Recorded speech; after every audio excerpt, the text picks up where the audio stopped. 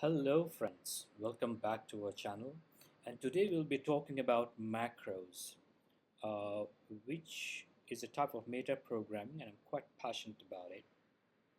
So first of all, tell you what they are, and then I will show you actual code examples of how to implement them. So what are macros? Macros are code that writes other code. So unlike functions that operate on data and return values, macros manipulate the Rust code you write and generate new code at compile time. So this allows for code generation. Also, you can make domain-specific languages and other powerful functionalities.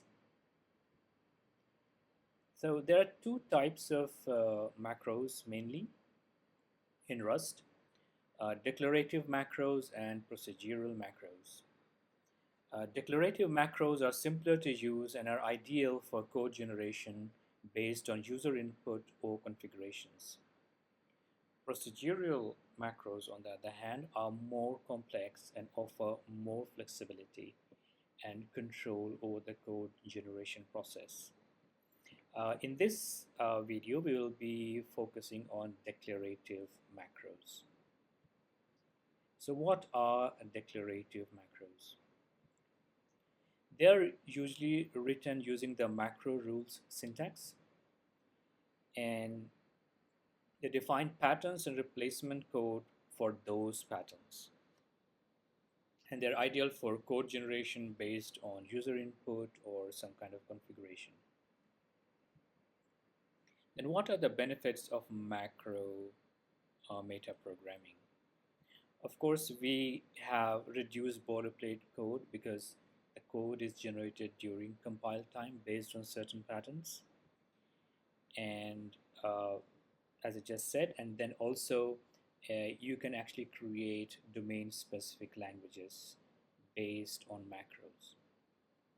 So these are what macros are from a bird's eye view. And let's dive into the actual Rust code to implement a macro. Hello friends, so let's start writing code in Rust which demonstrate macros. So to begin with, let's just run this main function. Let's just compile it and see that everything is fine. And then let's run it as well. So it's going to print this hello macro world.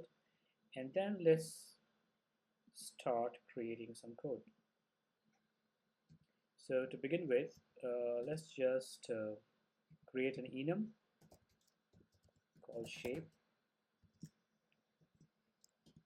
Uh, it is basically a type, and then create different variants inside this type. Let's say we have a square. Let's also have circle. So square obviously takes just the side. We just have the side of the square. The circle has a radius of the type F32 as well. And then we have rectangle. It has a length and a width, right? So now that we have done it, let's just create a macro which will give me the area of either square, circle, or rectangle. Okay. So it starts with macro rules. It's a keyword. Area of. The name of the macro is area of, and then we are going to have shape variable, and it is the fragment specifier here is exp, which means that expression, which is basically anything that returns a value. And then we are going to use a match keyword to this variable called shape. And if the shape is a square, all right, it is simply going to return me side into side. and if shape is a rectangle, let's change it to rectangle.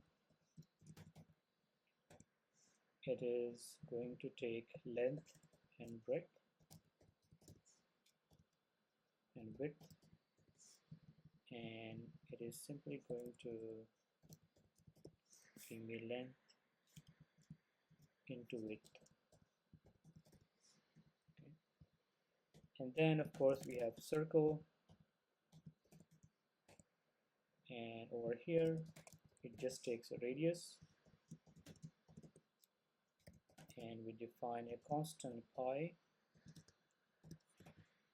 which is, if I remember, 3.14159. This is the maximum value I remember of pi. So radius over here,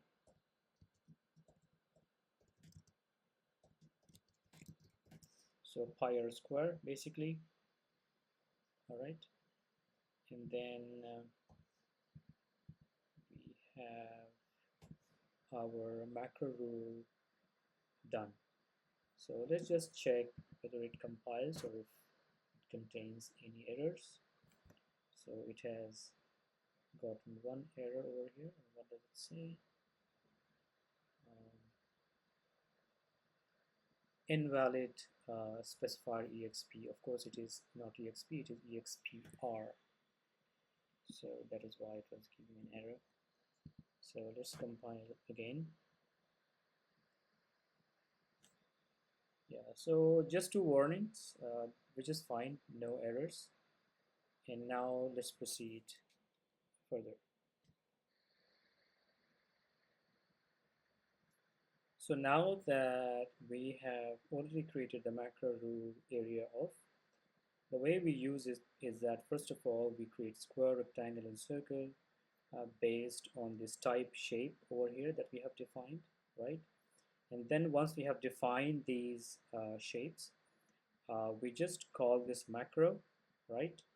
And give it the appropriate type to it, all right? And based on what kind of type it is, it will calculate the area accordingly. So if it is a square, right? If it is square, then this code is going to get triggered, and if it is a rectangle, then this code is going to get triggered, and so on with circle, right? So if we just compile it and run it, we will be able to get the correct result. So for square, it should give me 25, right? For rectangle, it should give me 12, and for circle, it should give me 2 pi r. So 9 times 3.141 is 27, 28 something, right? So let's run it, and indeed we get 25, 12, and 28.27, which is exactly what we predicted. And the beauty of macros is that we can create another macro, which is going to, uh, calculate the perimeter of this type called shape, right? So let me just copy it over here.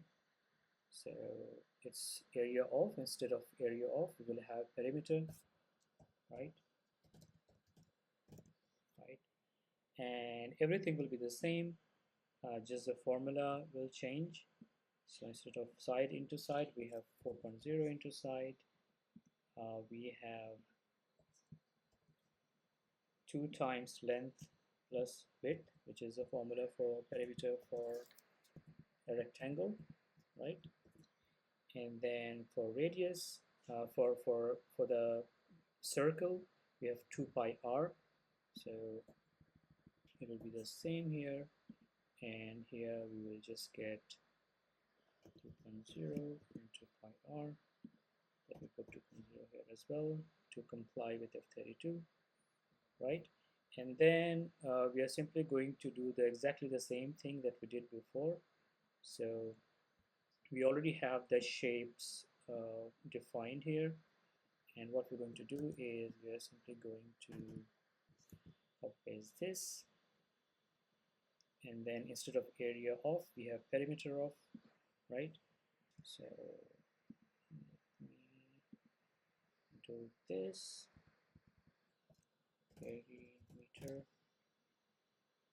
and here also let's rename it to perimeter as well, right?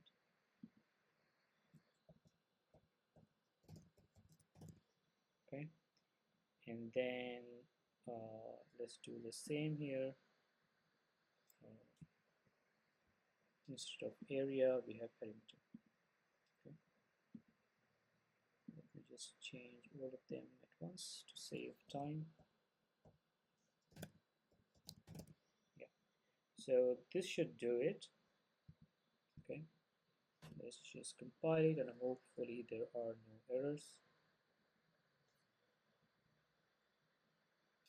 Good, no errors. And now we are going to run it, and now you will see that we have perimeter 20 of a circle with side 5, right? So 5 times 4 is 20, and then with sides 3 and 4 the perimeter is 4 plus 3 7 times 2 is 14, and so on for circle as well, is 2 pi r.